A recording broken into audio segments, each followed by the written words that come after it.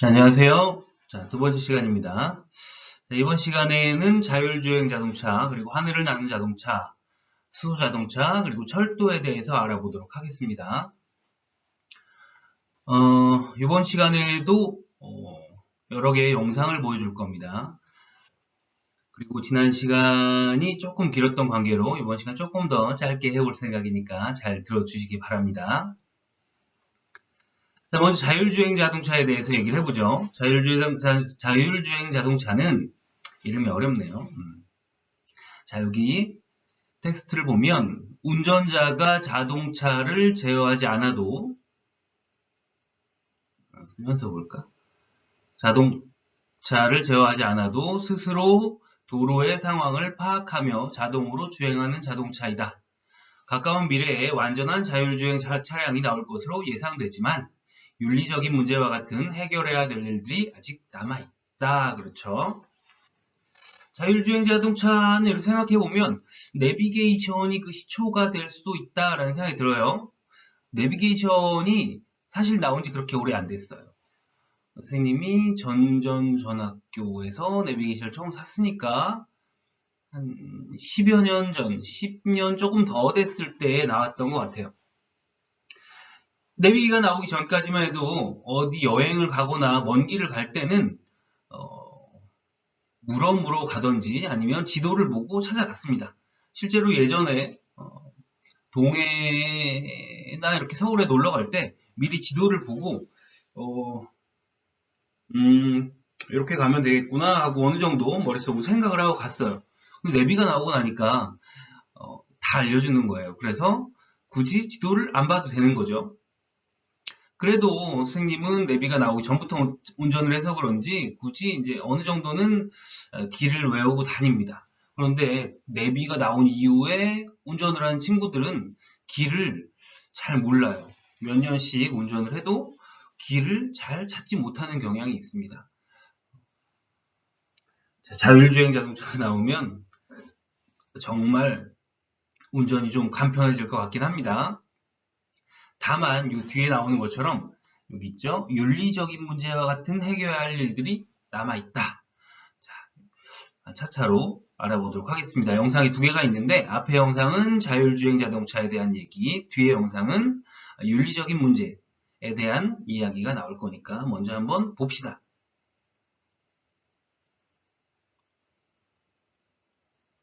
운전대를 잡지 않아도 알아서 차선을 유지하며 달리는 자율주행차가 오는 7월부터 국내에 출시됩니다. 스스로 시동 걸고 주차도 자동으로 하는 차가 나올 날도 얼마 남지 않았습니다. 강현섭 기자입니다. 운전대에서 손을 떼도 차가 알아서 달립니다. 차량 곳곳에 설치된 카메라와 센서로 곡선 구간은 물론 교차로 좌회전도 가능합니다. 전방에 사고가 발생하였습니다. 안 보이는 사고 현장도 인지 주행 차로를 미리 정하고 다가오는 구급차를 인식하곤 길을 터줍니다. 운전자 없이도 운행이 가능한 4단계 수준보다 한 단계 낮은 부분 자율주행입니다.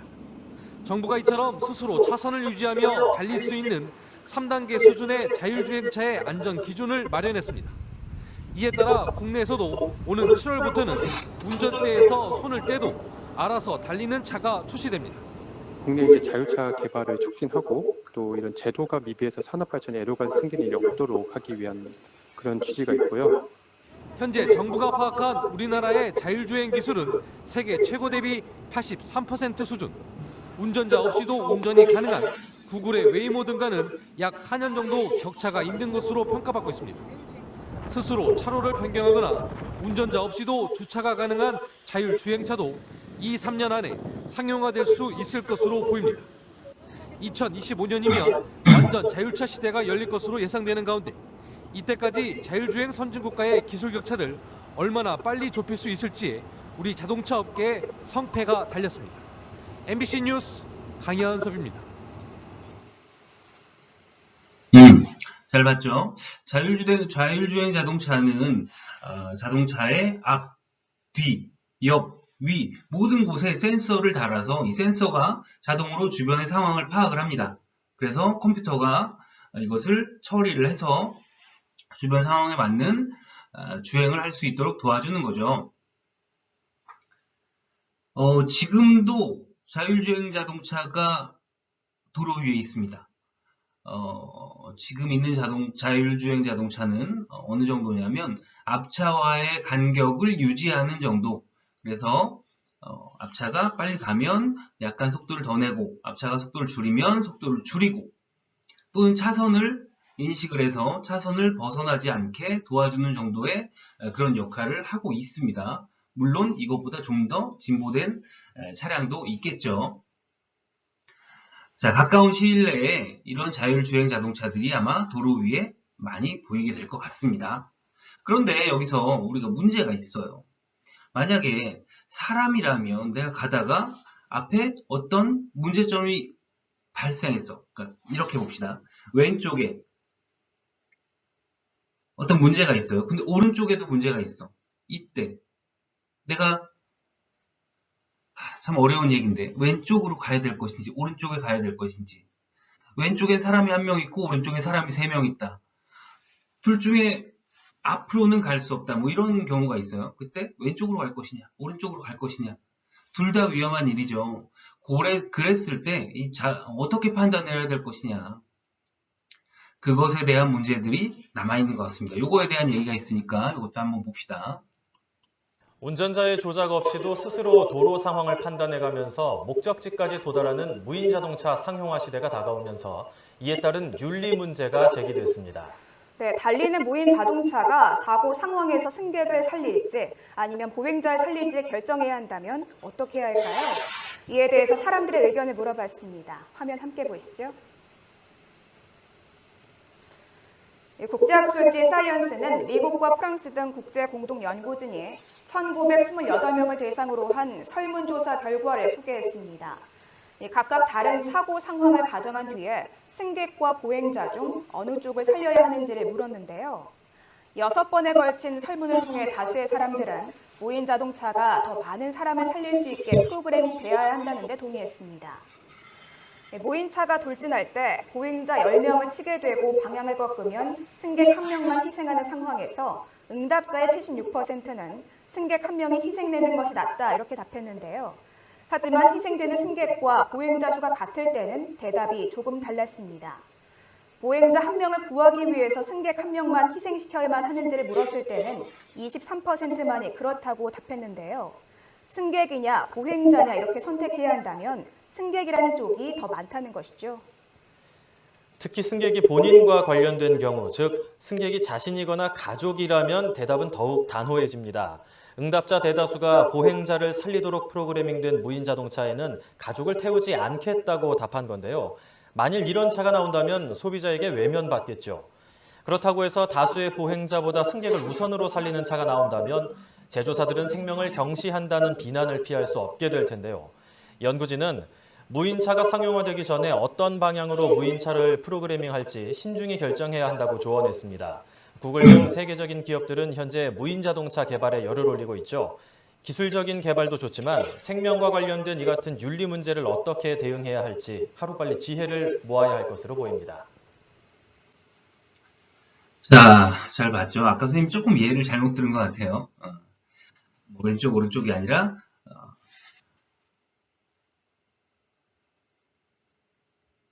왼쪽으로 갔을 때 가면은 내가 살고, 다만 대신 보행자가 다치게 되고, 오른쪽으로 갔을 때는 내가 다치게 되지만 보행자는 살게 되고, 뭐 이런 경우가 있을 수 있어요. 그때 과연 어떻게 판단을 내려야 될 것이냐, 굉장히 어려운 문제죠, 그죠? 이런 거에 대한 해결책이 나와야 될 것 같습니다. 물론 자율주행 자동차를 실현하는 것도 아직은 완벽히 해결되지 않았지만 그 다음에 이런 윤리적인 문제도 해결해 나가야 될 것 같습니다. 자, 이번에는 하늘을 나는 자동차입니다. 많이 들어봤죠, 그죠? 대표적으로 우버 택시라는 것을 들어본 적이 있을까요? 자, 드론의 한 형태라고도 볼 수 있습니다. 여기 보시면 이륙 및 착륙 등의 항공기 기능을 결합한 자동차로 다양한 형태의 자동차가 연구 개발 중이지만 이 또한 상용화되기 위해서는 다양한 선결 문제가 있다라고 되어 있습니다. 우리가 그동안 영화 또는 만화 같은 곳에서 많이 봤어요. 하늘을 나는 자동차. 정말 편리할 것 같죠? 이것이 실현된다면 도로 위에서 차가 막히는 그런 상황이 발생하지 않을 것 같아요. 다만 정말 이게 안전하게 날아다닐 수 있을까? 이런 문제, 이런 걱정은 되죠. 자, 실제로 영상을 한번 보겠습니다. 자율주행차, 무인 자동차에 이어 다음은 날아다니는 차가 개발되고 있습니다. 사람을 태우고 하늘을 비행하는 드론 차량인데요. 이미 항공사와 자동차 회사들이 손을 잡고 개발에 나서면서 당장 5년 뒤에는 드론 택시를 내놓겠다는 계획까지 내놓고 있습니다. 베를린 유광석 특파원이 취재했습니다. 4개의 회전 모터가 달린 드론, 승객 2명이 탈 수 있는 캡슐, 바퀴가 달린 지상 운반체. 네덜란드 암스테르담의 무인 항공기 전시장에 등장한 드론 자동차입니다. 실험 비행은 4분의 1 크기로 축소된 모형으로 진행됐습니다. 드론이 지상 주차장에 착륙하자 자동차가 드론 밑으로 이동합니다. 승객이 타는 캡슐 부분이 자동차에서 분리돼 드론에 고정되면 드론은 이 캡슐을 매달고 목적지로 향합니다. 항공기 제조사인 에어버스와 자동차 제조업체인 아우디가 함께 개발 중인 모델입니다. As technology matures, as we know more about what the customer expects, what he values, how he wants to get transported, we will see what kind of modularity we can apply to the system. 자동차 서비스 업체 우버가 2023년부터 드론 택시 서비스를 제공하겠다는 계획을 발표하고 중국에서도 드론 택시 시범 비행이 이뤄지는 등 경쟁이 날로 치열해지고 있습니다. 하지만 비행 안전 등 해결해야 할 과제들도 만만치 않습니다. The safety is the overarching one, the infrastructure is one, the acceptability is another one, but I think it will take more than a decade until a real significant, massive deployment of an air taxi system. 유럽 규제 당국은 점점 더 많은 무인 항공기가 비행할 경우 항공 안전을 유지할 방안 마련에 고심하고 있습니다. 베를린에서 KBS 뉴스 유광석입니다. 자, 잘 봤죠? 하늘을 나는 자동차도 마찬가지입니다. 이것을 기술적으로 실현시키는 것은 아마 머지않아 가능할 것 같아요. 근데 그랬을 때 공중에서 만약 사고가 난다고 생각해봐요. 어마어마한 큰 사고가 나겠죠. 작은 접촉사고 같은 건 없을 거예요. 아마 만약에 떨어진다면 정말 큰 사고로 이어질 텐데 그것을 막기 위해서는 그것과 관련된 여러 가지 규제들이 마련되어야 될 것 같습니다. 또 이것들을 잘 지킬 수 있는 그런 기술들 또한 나와야 되겠죠. 자, 수소자동차 봅시다. 수소자동차는 책엔 나오지 않아요. 책엔 나오지 않고 여러분들한테 소개를 해야 될 것 같아서 첨부를 했습니다. 자, 수소자동차는 지난해까지 사용했던 우리 학교 책에는 연료전지라는 부분이 나왔었는데 이번에는 책에서 빠졌더라고요. 그 연료전지를 사용한 자동차예요. 우리가 들어봤을 거예요. 뭐라고 했냐면 물로 가는 자동차? 뭐 이런 말을 들어본 것 같아요. 뭐냐면 자, 이 그림을 보시면 수소차의 작동 원리 처음에 수소 탱크에서 저장해둔 수소를 전기 발생 장치로 보낸다라고 되어 있습니다. 그럼 전기 발생 장치에서는 수소와 산소를 결합을 시킵니다. 결합을 시키는 과정에서 뭐가 발생하냐면 전자가 발생을 합니다. 즉 전기가 발생을 하는 거죠. 이 전기를 여기에 모터에 보내서 모터가 회전을 하면서 자동차의 바퀴를 돌아가게 하는 거죠. 그리고 그 과정에서 뭐가 나오냐면 H2O가 나옵니다. H2O가 뭐죠?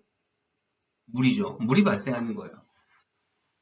자, 그렇게 내연기관에서 우리가 내연기관이라는 거는 여러분들 아직 자세히 안 배웠죠. 내연기관은 뭐냐면 가솔린 기관이나 디젤 기관을 말하는 건데 이런 화석 연료를 사용했을 때는 그에 따른 공해가 발생하죠. 그런데 수소를 사용한다면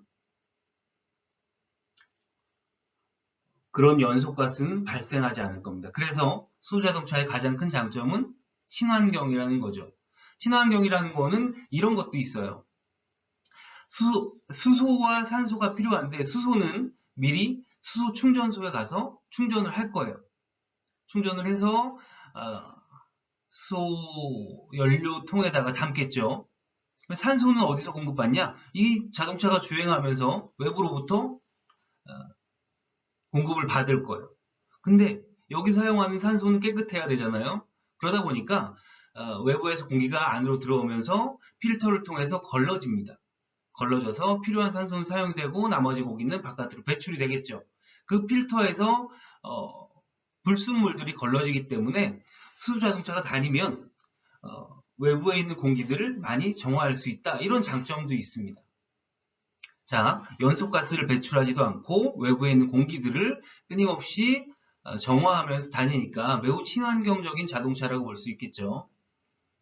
하지만 이 수소를 우리가 얻는 것도 아직은 쉽지 않고 수소자동차를 산다고 해도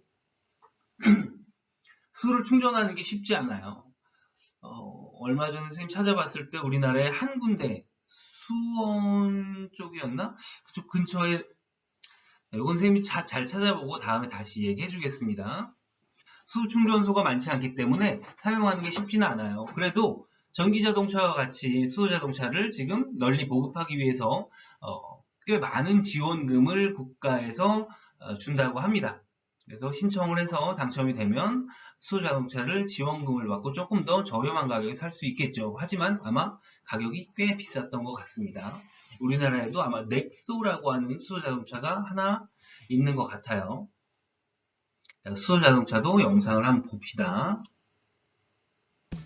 경기도 용인시에 위치한 자동차 제조기업의 환경기술연구소. 수소 전기차의 내부 모형과 부품이 전시되어 있는데요. 이곳은 세계 최초의 양산형 수소차 모델을 개발한 곳입니다.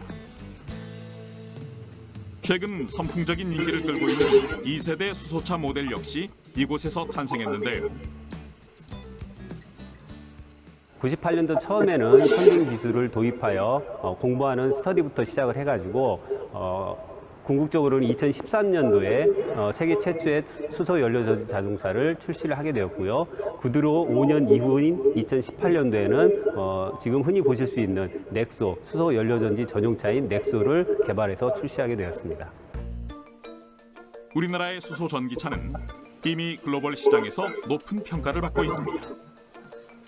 국내외 다양한 검증을 통해 주행 능력, 안전성 등을 입증하며 뛰어난 경쟁력을 보여주고 있는데요. 그렇다면 수소 전기차는 어떻게 도로를 달리는 걸까요? 수소 전기차는 자동차 내부의 수소 저장 탱크에서 나온 수소와 공기 중의 산소가 만나 일으키는 화학 반응을 활용하는 것인데요. 수소 전기차의 핵심은 전기 에너지를 얻을 수 있는 연료 전지라고 할 수 있습니다. 즉, 연료 전지에서 생성한 전기 에너지로 모터를 구동해 자동차를 움직이는 거죠. 또 부산물로는 순수한 물만 발생시킨다는 점에서 기존의 자동차와는 차이가 있습니다. 수소 연료 전지 자동차의 가장 큰 특징이라고 하면 배출가스를 전혀 배출하지 않는다는 점입니다. 수소 연료 전기 자동차는 오직 물만 배출하게 되어 있습니다. 일반적으로 배터리 전기 자동차에 비해서 수소 연료 전기 자동차는 한 번 주행하는 데 필요한 에너지를 충전하는 데 걸리는 시간이 5분 남짓으로 짧기 때문에 배터리 전기 자동차보다 강점을 가지고 있고요. 그다음에 한 번 에너지를 주입하고 나서 달릴 수 있는 거리가 배터리 전기 자동차보다 월등히 높기 때문에 수소 연료 전기 자동차가 시장에서 각광을 받고 있습니다.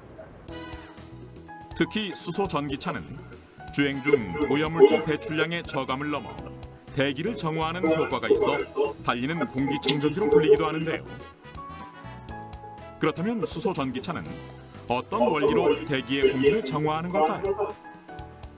앞서 말한 대로 수소 전기차의 연료 전지는 수소와 산소의 결합을 통해 전기 에너지를 일으키는데요. 연료 전지 투입을 위해 가장 중요한 것은 높은 순도의 깨끗한 수소와 산소입니다. 이 때문에 수소 전기차에는 3단계에 걸쳐 공기를 정화할 수 있는 고효율 필터와 가습기가 설치되어 있는데요. 만약 수소 전기차 10만 대가 하루 2시간을 달릴 경우 서울시 인구의 약 86%가 1시간 동안 마실 수 있는 공기를 정화할 수 있다는데요.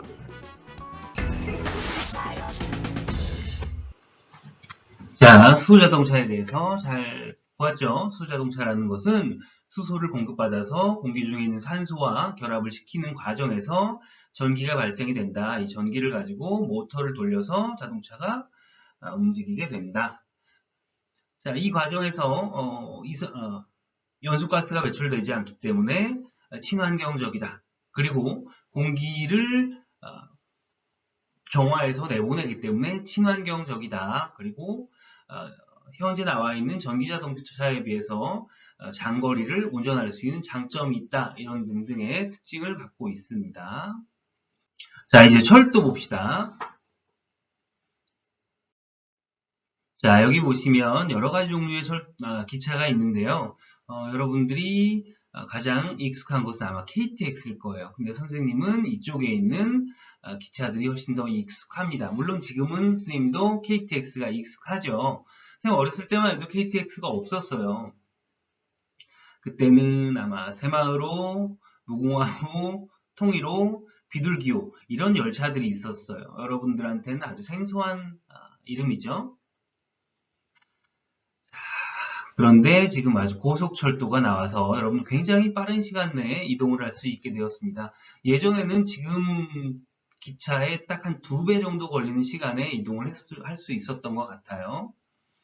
자, KTX는 코리아 트레인 익스프레스, SRT는 슈퍼 레피드 트레인에서 둘 다 굉장히 빠른 기차다라는 뜻입니다. 자, 철도의 장점은 크게 4가지로 볼 수 있는데요. 안전성, 친환경성, 경제성, 그리고 정시성이 있습니다. 안전성은 우리가 자동차에 비해서 기차에서 사고가 나는 확률이 매우 적습니다. 자동차에 비해 안전하다라고 볼 수 있고요. 또 같은 연료로 훨씬 더 많은 승객들을 이동시킬 수 있기 때문에 그만큼 배출가스가 적기 때문에 친환경적이다라고 얘기할 수 있고, 역시 친환경성이랑 비슷한 원리예요. 적은 연료로 많은 승객을 이동시킬 수 있기 때문에 역시 경제적이다라고도 볼 수 있죠. 또한 정시성은 뭐냐? 정확한 시간에 사람을 이동시킬 수 있다라는 얘기예요. 일례로 선생님이 서울에서 한번 약속이 있었는데 버스를 타고 가야 되나 기차를 타고 가야 되나 고민을 했어요. 고민을 하다가 마침 그때 청주에 있어서 그러면은 가까이에 있는 버스를 타고 가자. 그래서 버스를 타고 갔는데 이때 겨울이에요. 처음엔 날씨가 괜찮았는데 갑자기 눈이 오기 시작하는 거죠. 눈이 오다가 눈이 쌓이고 나니까 점점 차들이 막히고 서울에 갈수록 점점 교통체증이 심해지다가 결국은 3시간 반이나 걸렸어요. KTX를 타고 갔으면 50분이면 서울역에 도착해서 지하철을 타고 이동을 해도 1시간 반이면 갔을 거리를 무려 3시간 반을 버스를 타고 내려서 지하철을 타고 4시간을 걸려서 약속 장소에 갔어요. 2시간이나 늦어버린 거죠. 친구들한테 엄청나게 구박을 받았습니다. 자, 기차는 이렇게 정시성이라는 장점을 갖고 있다. 자, 그리고 하나 더 알아뒀으면 좋은 게 자기부상열차라는 게 있어요. 자, 여기 있는 내용도 한번 볼까요? 자, 바퀴식 열차의 특징은 바퀴로 선로를 달린다. 바퀴로. 자기부상 열차는 선로 위를 떠서 달린다. 떠서 달린다. 바퀴식 열차의 장점은 이미 설치되어 있는 선로를 이용할 수 있다. 에너지 효율이 높다. 단점은 속도에 한계가 있다. 소음이 심하다가 있습니다. 자기부상 열차는 속도에 한계가 없고요. 소음이 적고요. 다만 새롭게 선로를 구축해야 되고 저속에서는 효율이 낮다. 장거리를 운전할 때는 자기부상 열차가 훨씬 낫겠네요. 사실 선생님 대전에 엑스포라는 게 있어요. 90년도 초반에 엑스포가 만들어졌고 그 당시에 선생님이 고등학생이었나 그랬던 것 같은데 소풍을 거기로 갔어요. 아마 그 당시에 전국에서 소풍을 대전 엑스포로 왔었어요. 거기에 자기부상 열차가 있었죠. 그때 처음 들었어요. 아, 저런 게 있네? 아직도 얘가 자기부상 열차가 상용화되어 있지는 않지만 계속 연구를 거듭하고 있고 빠른 시일 내에 아마 여러분들이 이용할 수 있을 거라고 봅니다. 자기부상 열차의 원리를 한번 볼까요?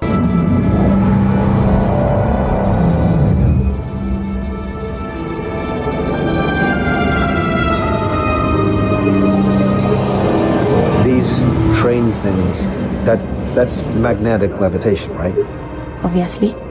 Obviously, but I've never seen it this efficient.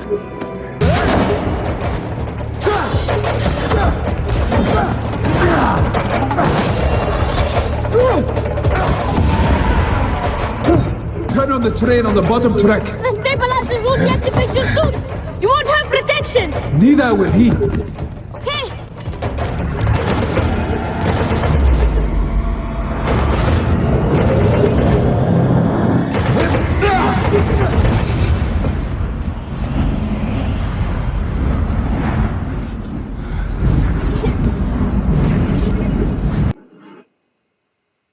자, 블랙팬서라는 영화입니다. 혹시 봤나요? 선생님은 어벤져스나 이런 시리즈를 굉장히 좋아해서 2번씩이나 봤는데 여기에 자기부상 열차가 나옵니다. 자기부상 열차는 말 그대로 자기는 뭐죠? 자석의 힘을 얘기하는 거예요. 자석은 어떻게 되죠? N극과 S극이 있죠? N극과 N극 또는 N극과 S극 이들 사이에서는 어떤 힘이 존재하나요? 그쵸? 인력과 청력이 존재합니다. 인력은 서로 당기는 힘, 청력은 서로 밀어내는 힘. 이것들을 이 자석들을 적절히 배치를 했을 때, 이 자력에 의해서 기차가 떠서 이동을 할 수 있게 되는 겁니다. 이것을 되게 쉽게 설명해 놓은 게 있어서 한번 이것도 같이 봅시다.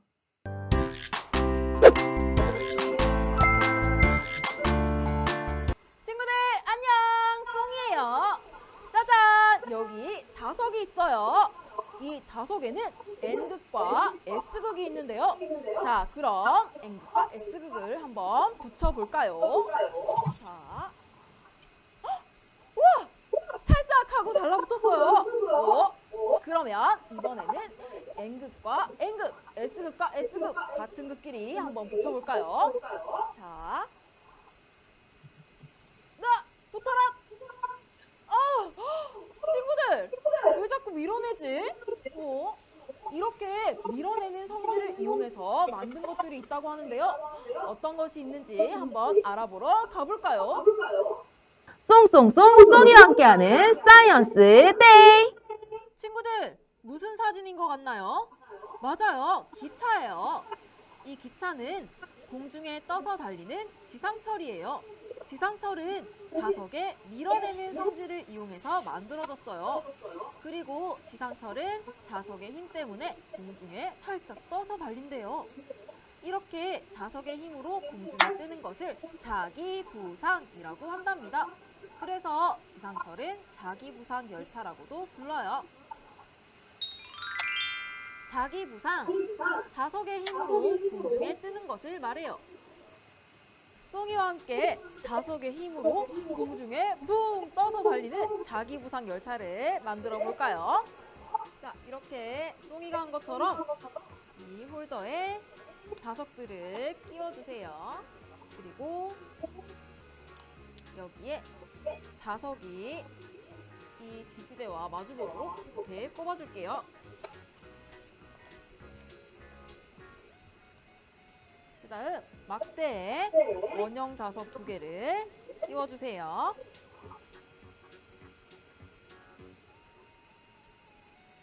그런 다음 이 막대에 고무링을 끼워줄게요.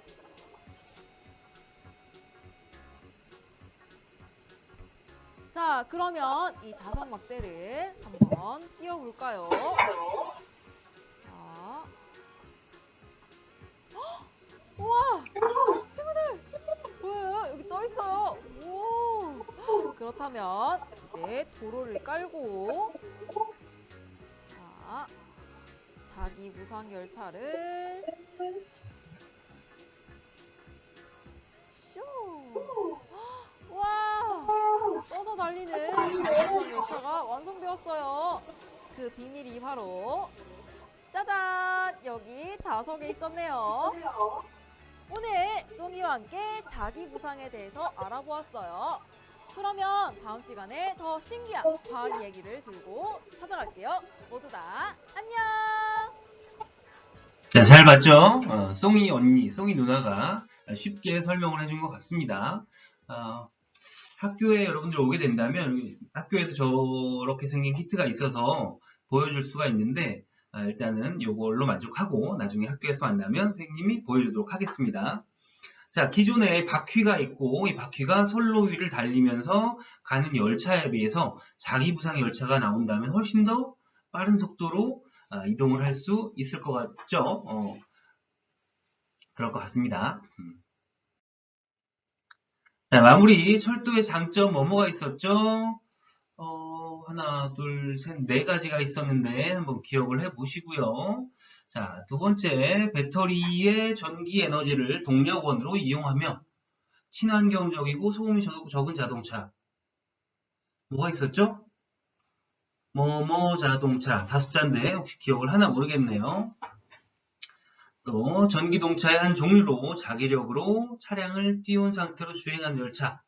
뭐가 있었죠? 마지막에 방금 전에 배웠던 건데 기억나나요? 자, 이렇게 세 가지 문제를 한번 여러분 풀어보시고 오늘 배웠던 내용을 잘 기억하기 바랍니다. 지금 온라인 계약이라서 여러분들 수업을 실제로 받는 겁니다. 나중에 선생님이 여기에서 설명을 했던 부분들 시험에 나올 거예요. 그러니까 잘 기억을 하기 바랍니다. 여러분들 다른 과목들도 숙제를 많이 내는 것 같아요. 그래 잘 해서 낸다고 선생님들이 칭찬들 많이 하고 있는데 기술 숙제도 대부분이 잘 제출한 것 같아요. 어렵지 않은 숙제를 냈고 여러분들도 적절히 잘 한 것 같아서 만족스럽고요. 이번 시간에는 2시간 다 굉장히 수업이 길어서 숙제를 따로 내진 않겠습니다. 다만 여러분들 노트에다가 잘 정리를 해 놓기 바랍니다. 나중에 노트는 볼 거예요. 그리고 이번 시간에는 이렇게 선생님 얼굴이 나오게 녹화를 한번 해봤어요. 굉장히 떨리고 알고 있는 것도 잘 말이 안 나와요. 어렵습니다.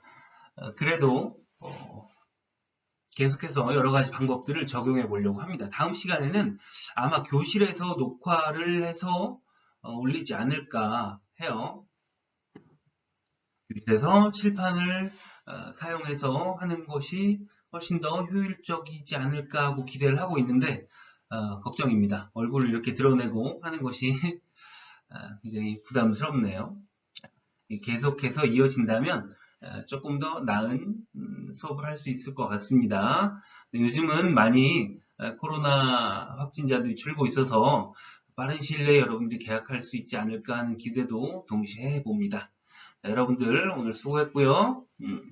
자, 정리한다면 오늘 했던 내용 잘 기억하고 노트에다 정리하고 과제 제출방에 따로 올리지는 않아도 됩니다. 이번 주는 수업이 매우 길었기 때문에 잘 들은 것만으로 선생님이 인정합니다. 자, 여기까지 하겠습니다.